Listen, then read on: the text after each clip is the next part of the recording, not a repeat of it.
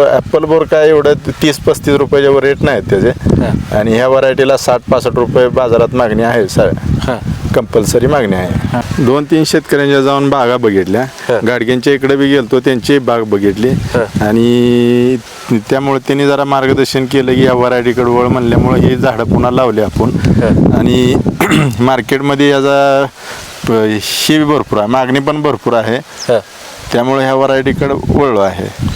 आणि Apple bore काय एवढं 30-35 रुपयाच्या वर रेट नाहीत त्याचे आणि ह्या व्हरायटीला 60-65 रुपये बाजारात मागणी आहे. कंपल्सरी मागणी आहे. त्यामुळे ह्याच्याकडे वळलो आहे.